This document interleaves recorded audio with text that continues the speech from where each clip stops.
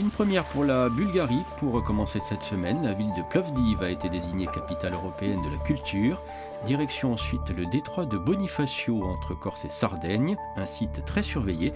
Nous découvrirons une école de plongée atypique à Monaco et pour la séquence mémoire, nous resterons en principauté pour remonter le temps au musée océanographique.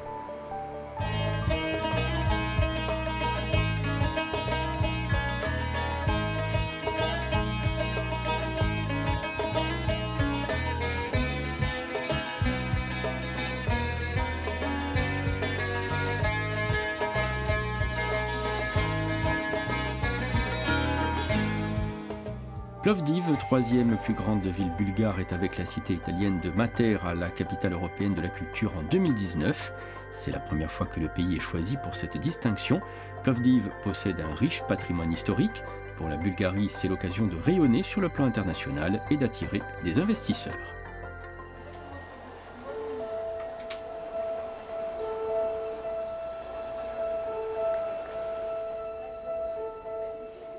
Ne pas voir Plovdiv, c'est ne pas connaître la Bulgarie. Cet ancien proverbe bulgare pourrait symboliser à lui seul l'ambiance qui règne tout le long des rues de cette ville. Une ville si fière de son histoire. Plovdiv, la troisième commune de Bulgarie, est aussi la plus ancienne cité vivante recensée en Europe. 8000 ans d'histoire qu'elle entend honorer avec faste en 2019, puisqu'elle vient d'être désignée capitale européenne de la culture. Ne pas oublier son passé comme pour mieux présenter son avenir. Les responsables de la fondation Plovdiv 2019 mettent en avant ce double objectif. Valoriser le patrimoine historique de la ville, mais aussi faire découvrir tous les atouts d'une cité résolument moderne. Culture et développement économique local, c'est le pari que l'on entend défendre ici. L'idée principale que l'on veut mettre en avant, c'est l'esprit qui se dégage de cette ville. Un mélange naturel du passé et du présent, notre histoire bien sûr, mais aussi tous nos projets d'avenir à Plovdiv. Un peu comme la Bulgarie d'aujourd'hui qui s'est construite autour de toutes les cultures qui sont passées sur ces terres.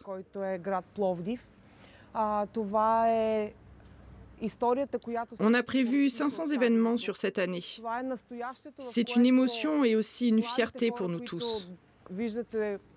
Chez nous, à Plovdiv, tout le monde se mobilise. Les artistes, bien sûr, mais aussi tous les enfants, tous nos bénévoles. En fait, pratiquement l'ensemble de notre population. Une grande motivation pour réussir cette manifestation internationale. La preuve, le 12 janvier prochain, pour l'inauguration de cette année européenne de la culture, nous réunirons sur la scène plus de 1500 personnes.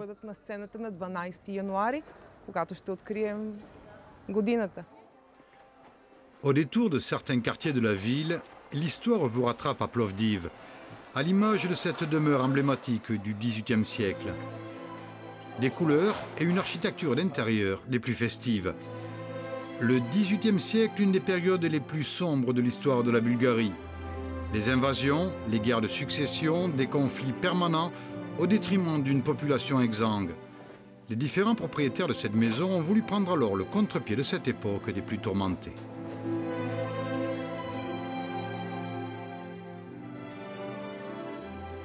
Lorsqu'on décrit cette maison, on parle d'hédonisme, et donc ces personnes-là, à la différence des autres, des plus simples sujets ici de l'Empire ottoman, pouvaient penser vraiment à la joie de vivre en se dessinant, en se créant ces intérieurs.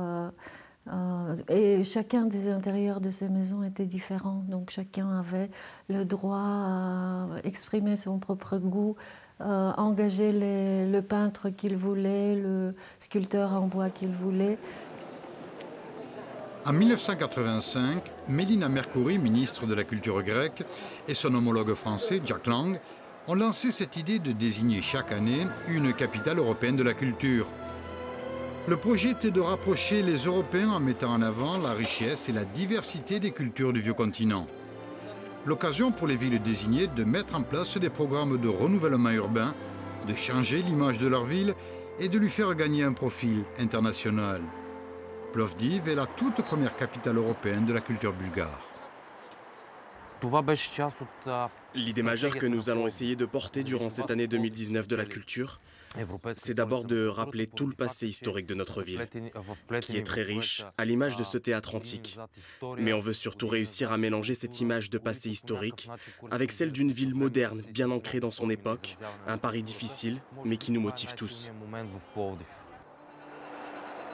3 mois durant, un festival international lyrique se tiendra dans cet amphithéâtre romain. Ce sera l'un des moments forts de la programmation. Pour réussir ce pari, les responsables du projet Plovdiv 2019 ont étendu leurs actions sur tout le centre-sud de la Bulgarie. Des événements culturels seront ainsi présentés au-delà de cette ville. Un moyen aussi de trouver des financements complémentaires pour assurer le budget général de l'organisation. Le secteur privé a également répondu présent. Des retombées au-delà du tourisme sont attendues sur place. Finalement, on n'a pas connu de grandes difficultés pour réunir des partenaires autour de ce projet. L'enthousiasme général, ici, a permis d'ouvrir bien des portes. Par exemple, pour ce qui me concerne, j'ai passé 27 ans en dehors de Plovdiv. Je suis revenu exprès pour cet événement international et j'ai tout de suite ressenti cet engouement pour le projet Plovdiv 2019. C'est très contagieux. 4 ans de préparation, un peu plus de 300 projets mis en place et près de 500 événements culturels qui seront présentés à Plovdiv et toute sa région. La Bulgarie est l'un des pays les plus pauvres économiquement de l'Union européenne. Les retombées directes et indirectes de cette manifestation internationale restent essentielles pour cette ville. Cette opération Plovdiv 2019, capitale européenne de la culture, ne pourra avoir que des effets bénéfiques pour nous. On attend beaucoup de retombées pour notre économie liée au tourisme. Mais surtout, cela va nous permettre de faire mieux découvrir la Bulgarie, et Plovdiv en particulier. Cette ouverture aux autres vers le monde reste indispensable pour la Bulgarie d'aujourd'hui. On veut donner une autre image de notre pays. En particulier, rappeler que l'on fait partie de l'Europe. L'occasion idéale aussi pour montrer que l'on peut faire des affaires, du business à Plovdiv, mais que l'on peut en même temps découvrir un tas de lieux historiques, voir de beaux festivals et s'amuser vraiment.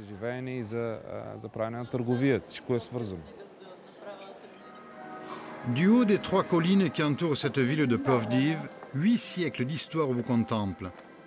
Thrace, romaine, mais aussi byzantine, cette cité est un carrefour de toutes ces différentes cultures. Le long du fleuve Maritsa, cher à Sylvie Vartan, les 350 000 habitants espèrent beaucoup de cette année européenne de la culture. Un coup de projecteur pour exister internationalement et acquérir une reconnaissance que les charmes de cette vieille ville méritent amplement.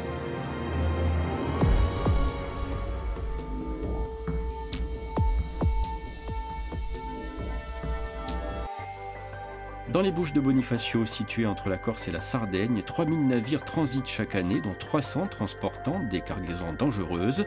Face au risque d'accident, les gouvernements français et italiens ont pris des mesures d'interdiction. Reportage avec ceux qui surveillent ce site. Questa è la nave che stiamo uscendo per andare a prendere, l'Epic St. Thomas, una gaziera. Un coup d'œil rapide sur la carte satellitaire permet d'observer ce détroit entre Olbia et les Bouches de Bonifacio.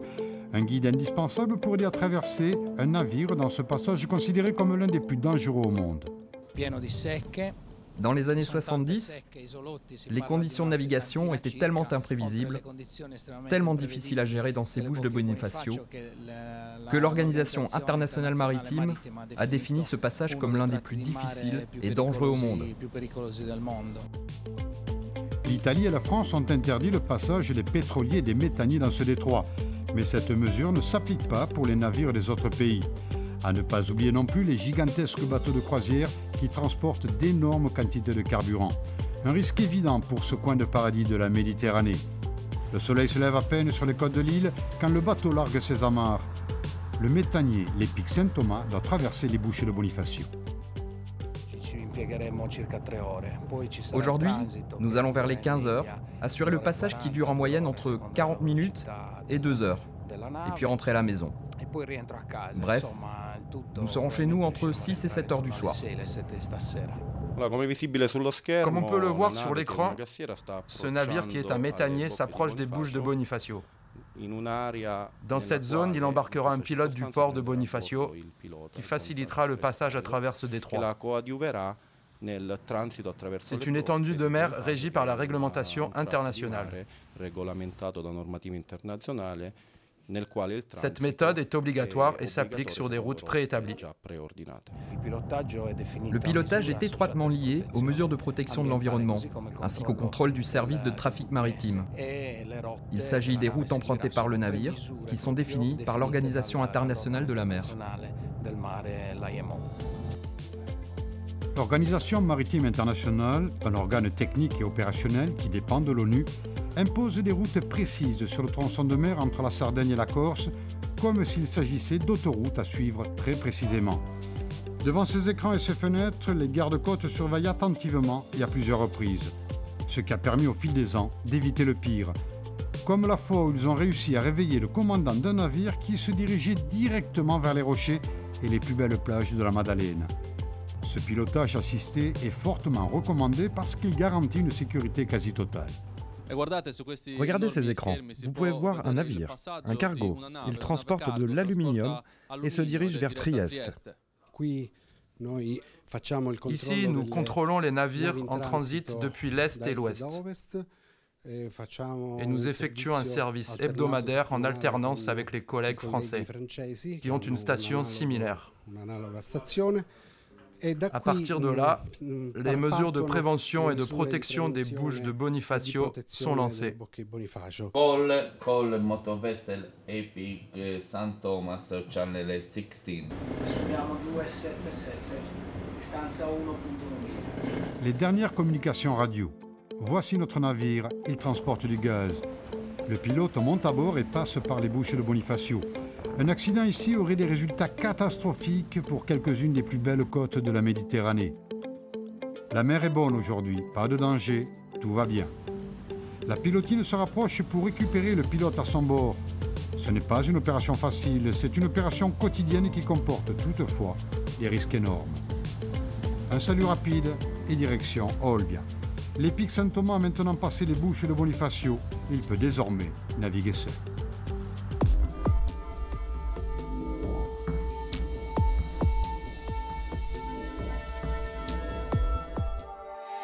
C'est une école atypique que Pierre Frolla a créée à Monaco. L'ancien champion du monde d'apnée a choisi de faire partager aux enfants sa passion de la plongée et du monde marin. Pour aller plus loin dans le défi et la connaissance de soi-même, il a décidé d'emmener des enfants en mer Rouge pour une grande aventure.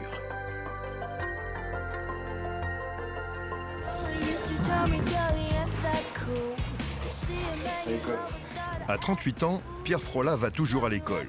Une école à part qui n'ouvre que lorsque les beaux jours pointent le bout de leur nez. Dans la baie de Monaco, Pierre a créé une école unique. Ici, pas de chaise ni de banc, encore moins de tableau noir. Les palmes et les tubas font office de cartable. Il sait très bien faire le vidage de masque, donc il va vous apprendre à faire le vidage de masque, d'accord? Ici, à l'école bleue, on apprend l'apnée dès l'âge de 8 ans. C'est le seul endroit aujourd'hui à proposer cette discipline aux plus petits. Pierre Frolla en est le directeur et il a mis au point une pédagogie très personnelle. Pour transmettre sa passion, Pierre s'est lancé un défi un peu fou. Emmener des enfants plongés en apnée parmi des dauphins sauvages, loin d'ici, en Égypte. Pierre a sélectionné 4 stagiaires. Sacha et Clément, 13 et 14 ans, et leurs sœurs, Tara et Pauline, 8 et 11 ans. Les heureux élus seront les ambassadeurs de la Fondation Albert de Monaco. On va se mettre là, d'accord? Comme ça, on sera à l'abri, c'est calme. Ces enfants vont bientôt devoir évoluer en pleine mer. Il leur reste encore beaucoup à savoir pour apprivoiser le milieu marin et faire le grand saut dans l'inconnu. Ouais, là, petit verre de terre. La difficulté pour des enfants comme ça, c'est qu'ils sont tout petits. La compensation des oreilles, elle ne s'opère pas très facilement. Et puis il y a aussi la notion de retenir sa ventilation, retenir son souffle sous l'eau qui est compliqué. Là, il y a moins d'1,50 m de fond, de façon à ce que toute la dimension justement psychologique, la peur du bleu, la peur du noir, la peur du fond, ce soit quelque chose qui soit mis complètement de côté. Ça nous apprenait à être un peu plus calme que d'habitude dans l'eau. Pourquoi d'habitude c'est comment? Enfin, d'habitude, on s'agite un peu. Enfin, là, on était vraiment reposés, quoi. Pierre Frolla est un passionné qui veut non seulement partager les richesses de l'apnée, mais aussi faire découvrir aux enfants tout l'avantage d'une aventure où l'on va au bout de soi-même.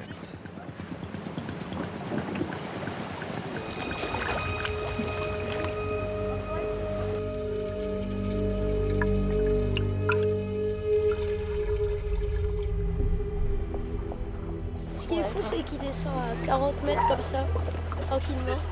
Que nous, on est à 10 mètres, on est... Alors, sans trop savoir à quoi s'attendre, les enfants quittent la baie de Monaco et s'envolent vers l'Égypte. Direction la mer Rouge et la baie de Sataya. Ça vous plaît? Vous avez vu, la mer, elle bouge un peu plus que chez nous, hein? Ici, on peut observer plus d'une centaine de dauphins à long bec qui vivent paisiblement dans cette baie protégée par une barrière de corail.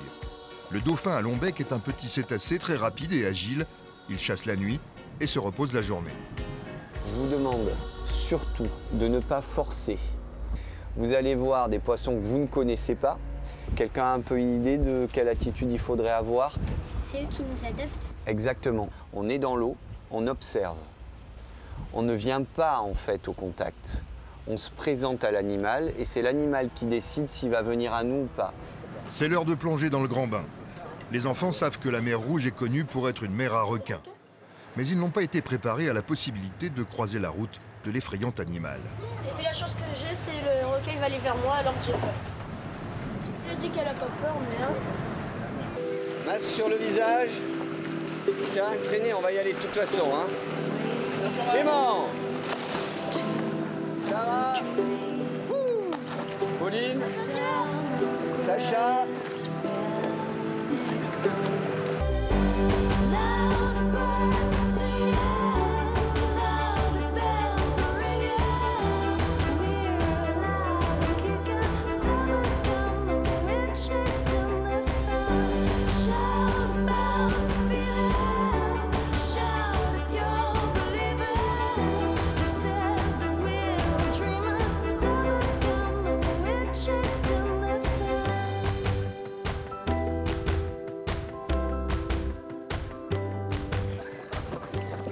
J'ai nagé avec eux.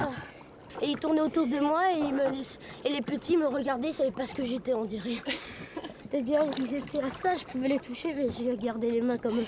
Pirate, pirate, pirate, pirate. Vous avez eu du courage et c'est super important. En fait, c'est très simple. On a peur de l'inconnu. Là, si je te disais, allez, Sacha, tu retournes à l'eau tout seul, 10 minutes et tu reviens, tirer ou pas? Voilà. Par contre, tu l'aurais pas fait ce matin. On a peur de l'inconnu. Une fois qu'on connaît les choses, on n'en a plus peur. Lorsqu'ils seront de retour à Monaco, Sacha, Clément, Pauline et Tara devront transmettre tout ce qu'ils ont appris pour être les tout premiers jeunes ambassadeurs de la protection des fonds marins. Moi, cette semaine, je l'ai vécu comme un rêve en fait, un peu. Et est-ce que tu as appris quelque chose sur toi? Que j'ai du courage. Mission accomplie en mer Rouge. Mais Pierre Frolla a déjà une nouvelle idée en tête. La prochaine fois, il emmènera les enfants nager au milieu des baleines.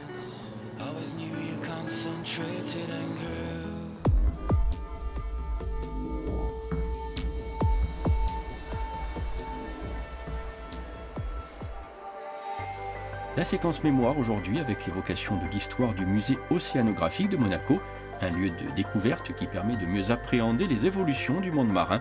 Plus d'un siècle après sa fondation, le musée met en relief un patrimoine exceptionnel.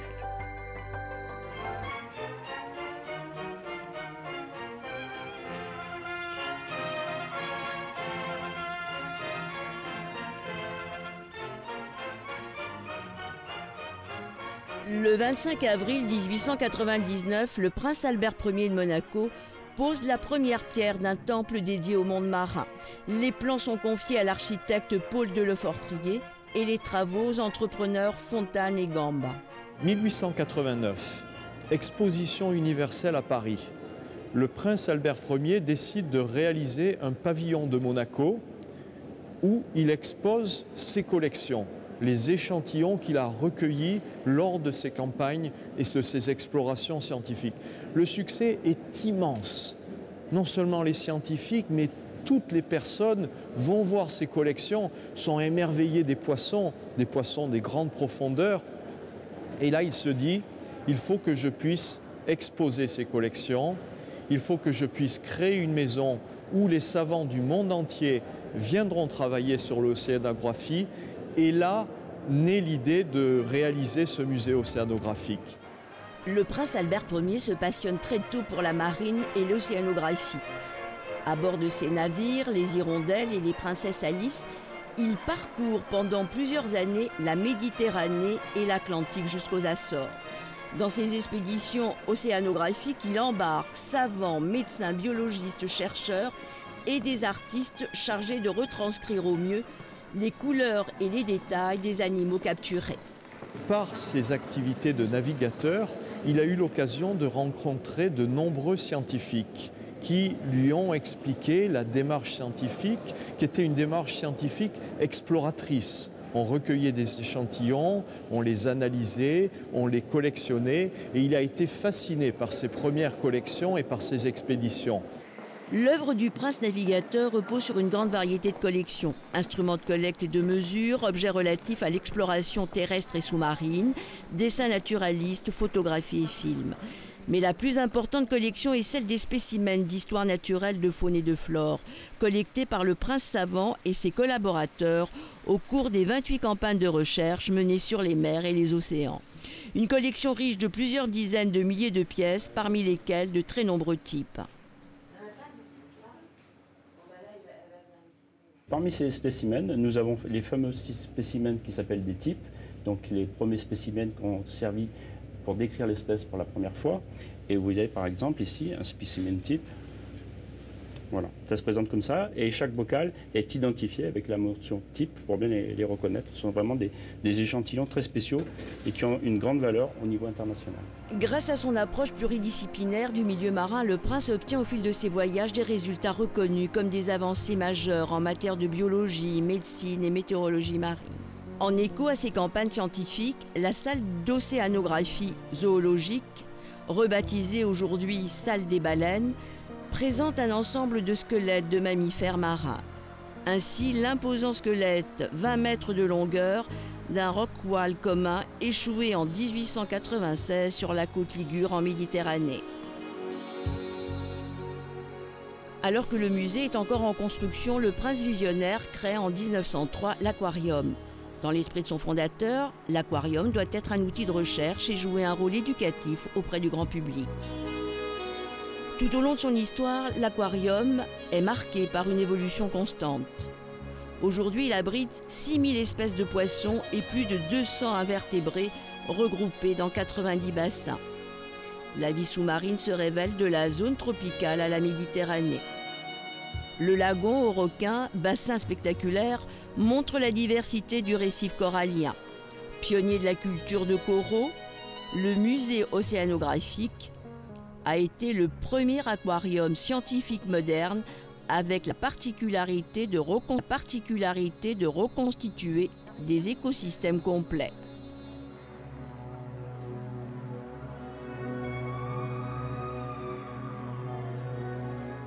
Les grandes découvertes inspirent tout un pan de la création artistique, conformément à la volonté du prince Albert Ier d'allier en ces lieux l'art et la science. 100 ans plus tard, sous le regard de son trisaïeul, le prince Albert II de Monaco amplifie ses engagements en faveur de la connaissance et de la protection des océans. Mais les nouveaux défis, c'est de rester un centre d'excellence et un centre de référence en matière d'études de la mer, de recherche scientifique. Et puis, il doit absolument continuer cette mission de partage, de faire partager les informations et les résultats et les connaissances scientifiques, non seulement sur la Méditerranée, mais sur toute la mer et les océans. Et c'est pour ça que la tenue de cette conférence, la Monaco Blue Initiative, a été déterminante. Le prince régnant s'entoure alors d'une équipe de champions des océans pour naviguer vers un deuxième siècle de découverte et d'exploration scientifique. Hier comme aujourd'hui, ce palais de la mer est la référence internationale du monde océanographique, la particularité de reconstituer des écosystèmes complets.